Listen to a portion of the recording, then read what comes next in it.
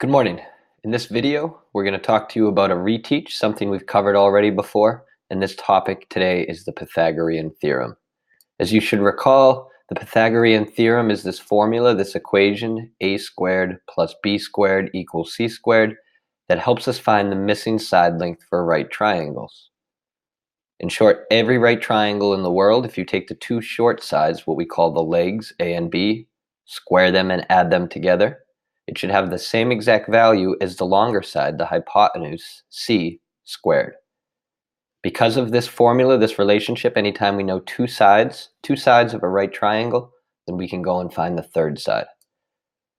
Our job today, we're going to be reviewing, as we use this Pythagorean theorem formula, how we can use it to solve real-world problems when we see right triangles involved in some type of word problem. So let's take a look down here.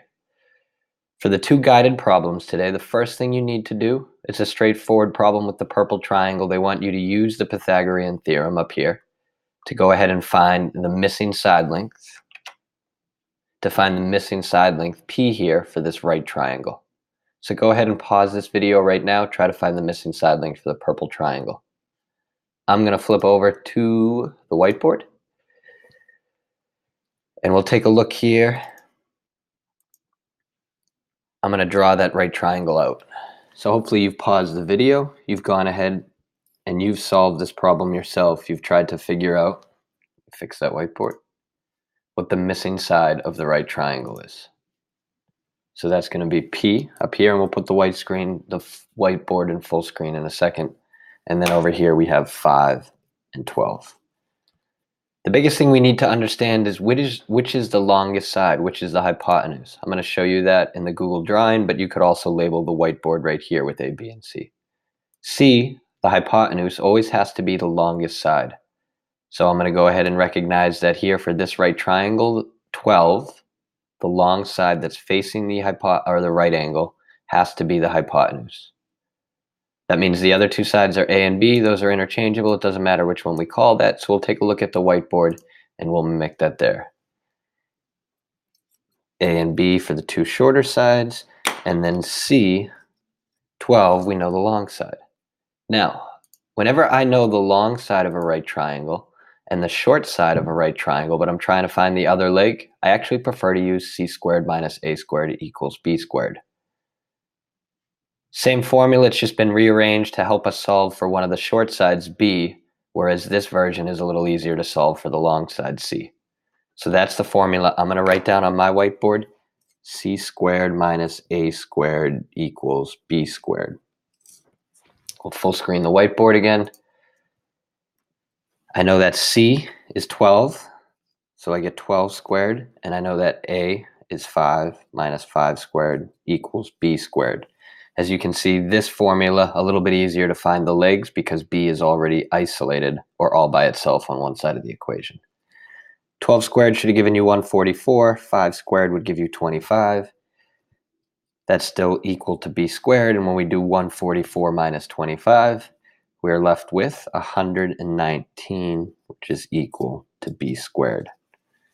What's the last step? The last step that helps us get rid of this squared, we talked about this yesterday with square roots and cube roots. The square root is the inverse operation of squared. So if I want to get b squared down to just b, I do the square root. That means I'm also going to have to square root 119. So you can see I ran out of room here. It's better to get yourself more room. Now I'm kind of having to shift my equation over here. Square root of b squared became b. The square root of 119. I know that's not a perfect square. I know the square root of 121 is 11. So I know this is going to be pretty close to 11. If I take a look up here, the square root of 119, we see an answer very close to 11, 10.9087. That's an irrational number that keeps going. So I'm going to give that dot, dot, dot, and that's how long the unknown side is. Side P is 10.9087, and that's an irrational decimal that keeps going.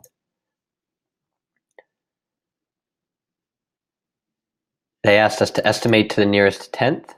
So we'll go ahead and take a look at this whiteboard. 10.9087, the 9 is the nearest tenth. I look at the next digit as 0. I'm not going to have to round up. I'm just going to cut this off.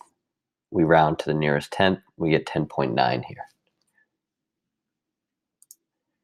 As I'm plugging that answer in, I want you to go ahead, try to fill out number 1. That should be straightforward right now. I'll plug in the answer for number 2 with you.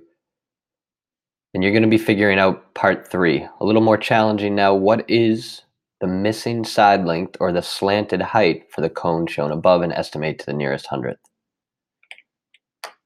So pause the video, work that out. After I plug that answer in, 10.9 is equal to P. You would put in an image of your own work there. What is the hypotenuse? The hypotenuse, you should already be well aware, that's the longest side. We get a little bit of help up here. It's really important to understand the hypotenuse. Why is it important to know it? Because that is always going to be the number that plugs in for C.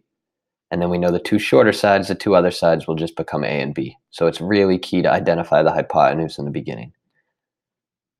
All right, hopefully you've paused the video, you've worked out part 3. What is the slanted height for that cone? We're going to start with a new whiteboard now.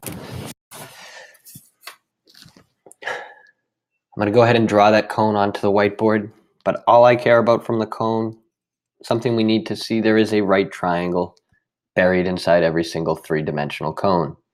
The height, H, is one of the legs, the radius, R, is the other, and the slanted height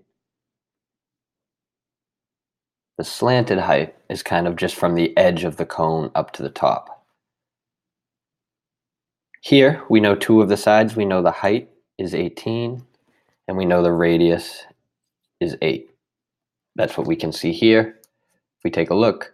So I'm going to go ahead and full screen the whiteboard now that we have the key data points down. We really need to find the slanted height here. I'm going to call that X. We don't know it yet. The big key here, here's my right angle.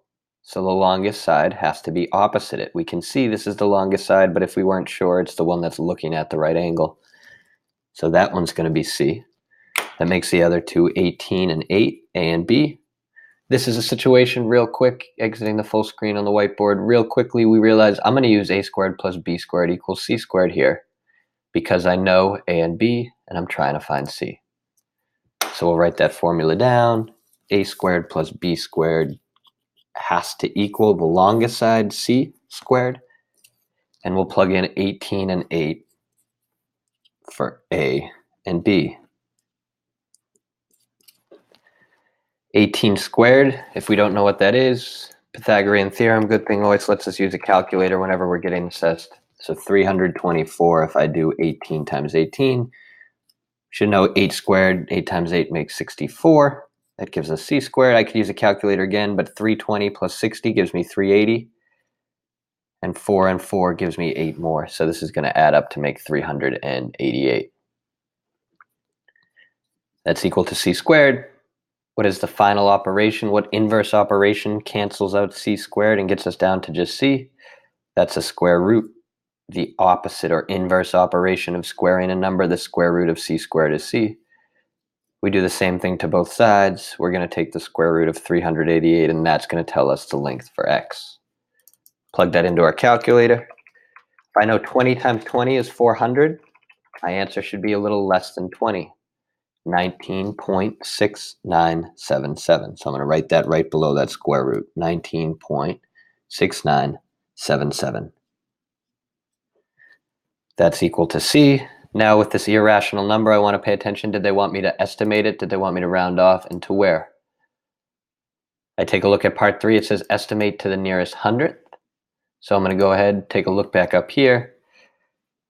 The 9 is in the hundredth spot, but when I see the 7 right after it here, I know I'm going to bump up to 70 or 19.70 when I estimate. That's to the nearest hundredth now. Let me or Ms. Stewart know if you have any questions, talk to classmates, and good luck on the rest of the work.